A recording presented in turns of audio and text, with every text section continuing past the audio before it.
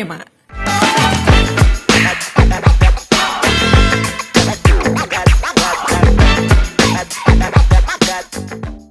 Kenalin, gue Jihan, gue yang bakalan nemenin kalian dalam spesial episode 1 dari Ngalor Ngidul Cinema. Kalian pasti bertanya-tanya kan, apa sih Ngalor Ngidul Cinema, Ngalor Ngidul apaan gitu kan. Jadi, Ngalor Ngidul Cinema ini adalah salah satu proker dari 0 Derajat Film buat kita ngebahas, ngediskusiin, ngomongin dan ngegibahin persinemaan dalam maupun luar negeri. Gue yang bakalan ngasih tahu kalian film apa yang bakalan kita bahas dalam episode 1 kali ini. Film ini adalah kebetulan gue mau nge-review film lokal dan kalian pasti udah pernah lah lihat meskipun sekilas di TL, di Twitter, di TikTok, di Instagram, pasti ada aja orang yang ngebahas tentang film ini. Film ini adalah film Kukira Kau Rumah. Film Kukira Kau Rumah ini adalah film debutnya dari Umay Shahab sebagai sutradara sekaligus scriptwriter-nya. Jadi kebayang gak sih kerennya Umay Shahab bisa double work kayak gitu. Nah, gue bakalan berusaha untuk mengupas tuntas dari filmnya Umay Shahab ini. Oke, selain dia disutradarai Umay Shahab, film ini juga menggayat aktor dan aktris papan atas yang lagi naik daun ya, at least 2 tahun terakhir lah. Dan mereka itu adalah Prilly Latuconsina, Jordi, dan Sena Sinaman.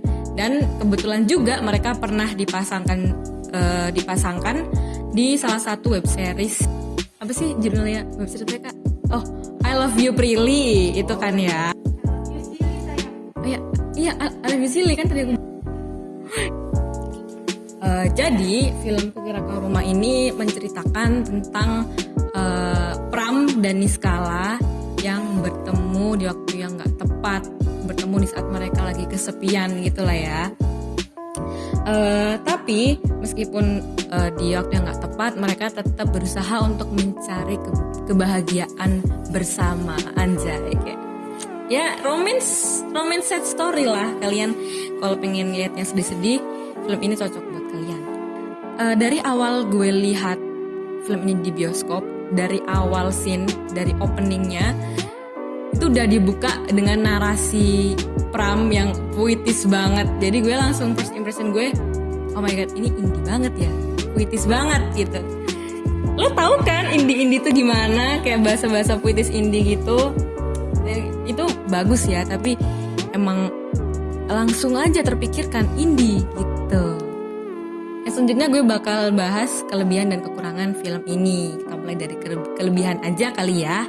Jadi yang pertama yang gue seneng dari film ini adalah bagaimana temanya. Temanya kan Umay membahas tentang mental health. Gue bisa menyimpulkan kalau Umay itu ingin spreading awareness tentang mental health issue di Indonesia melalui filmnya ini.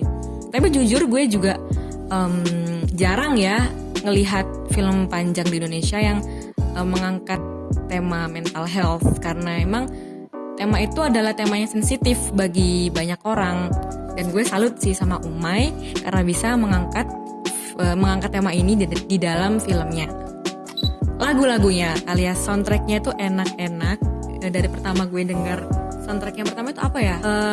Penempatan soundtracknya itu menurut gue pas dengan scene yang ada di film itu. Jadi feel-nya itu nyampe melalui soundtrack itu tadi. Dan ngomong-ngomong soal musik juga, gak kebetulan sih, ini emang diangkat, cerita ini emang terinspirasi dari lagunya Amigdala, salah satu penyanyi lokal Indonesia, dengan judul yang sama, yaitu Kukira Kau Rumah. Jadi itu termasuk poin yang menarik sih buat gue, dan gue suka dengan ide itu. Oke, yang selanjutnya, hal yang gue suka itu adalah sinematografinya. Personally, gue suka sinematografi yang color gradingnya tuh muted, gak terlalu terang. Jadi nyaman gitu, kalem dilihatnya oleh mata, ini enak dipandang gitu guys. Jadi menurut gue sinematografinya mempunyai nilai plus, walaupun enggak sempurna dan masih ada beberapa miss, tapi menurut gue tuh udah cukup memuaskan untuk dilihat selama kurang lebih 1,5 jam. Jadi mata lo nggak bakal panas, nggak bakal sakit gitu liatnya, jadi asik gitu. Selanjutnya yang gue suka adalah acting dari Prilly dan Jordi di sini. Perlu di highlight sih karena menurut gue totalitas banget berakting menjadi seseorang yang mempunyai bipolar disorder. Ya walaupun gue nggak pernah ketemu sama orang yang menderita bipolar in person, tapi gue yakin emosi yang disampaikan Prilly itu 11-12 lah. Jadi berhasil untuk menyampaikan emosi dari seorang yang menderita bipolar disorder. Ya tidak sempurna, tapi gue rasa itu cukup lah untuk menggambarkan orang dengan bipolar disorder. Oke, gue rasa itu tadi ya untuk kelebihan dari Kukira Karuma. Selanjutnya langsung aja gue mau bahas tentang kekurangan dari film ini. At least hal-hal yang kurang gue sukai atau yang gue gak srek yang ada di film Kukira Karuma. Gue mau nge-highlight storyline dari film ini karena gue kira ini storyline-nya cukup klise. Diawali sama pertemuan dua orang dengan tabrakan, that iconic scene tabrakan berujung cinta gitu kan. Jadi menurut gue di tahun 2022 ini plot yang seperti itu seharusnya bisa di-refresh, bisa lebih fresh lagi, digantikan dengan scene yang lebih fresh lagi lah ya. Terus selain klise, gue juga mikir kalau storyline di sini tuh banyak yang terlalu tiba-tiba. Gimana sih tiba-tibanya? Menurut gue storyline yang tiba-tiba ini berefek sama karakter developmentnya. Jadi ini nyambung lah ya. Gimana sih karakter developmentnya menurut gue? Menurut gue development karakter side karakternya kayak keluarga dia, teman-teman dia itu kurang dieksekusi dengan baik. Contohnya untuk teman-temannya itu mereka kurang ada backstory tentang perjalanan mereka. Seperti pas dia marahan, tapi proses marahannya, proses distancing itu terlalu kasar. Bukan seperti marahan orang-orang yang udah kenal lama gitu. Jadi itu sih yang kurang untuk hubungan dengan teman-temannya. Terus untuk keluarganya, yang paling terasa di sini adalah hubungan Niskala dengan ayahnya. Di situ kan digambarkan orang-orang gembar-gembor, ayahnya protektif, overprotective, gimana-gimana. Tapi pas di film itu gak ada scene yang signifikan dengan apa yang dikatakan itu tadi. Gak ada yang nunjukin bapaknya tuh overprotective atau jahat atau yang sampai ngebuat Niskala itu gak bisa kuliah, gak dibolehin kuliah, itu gak ada. Bener-bener gue bingung nih, bapaknya overprotective gimana gitu. Yang selanjutnya yang mau gue highlight yang agak kurang serak di gue adalah ending dari film ini. Karena ya itu tadi balik lagi ke storyline yang tiba-tiba yang gak ada elaborasinya. Karena endingnya di sini mungkin Umay pengen menyajikan ending yang plot twist atau gimana biar audiens kaget atau gimana, tapi di gue tuh nggak ada rasa kaget, justru gue bingung gitu kenapa ini endingnya kayak gini, kenapa Pram kayak gini kayak gitu. Karena di awal cerita nggak ada backstory, nggak ada latar belakangnya Pram itu nggak ada dijelasin gitu. Pram cuma ngobrolin tentang Niskala dan Niskala. Kenapa sih Pram, lo bucin banget gitu ya kesannya. Kekurangannya itu karena endingnya nggak dijelasin dengan baik, nggak dieksekusi dengan baik. Ya semuanya terlalu fokus sama hubungannya, relationship, percintaan, romance Pram dan Niskala ya.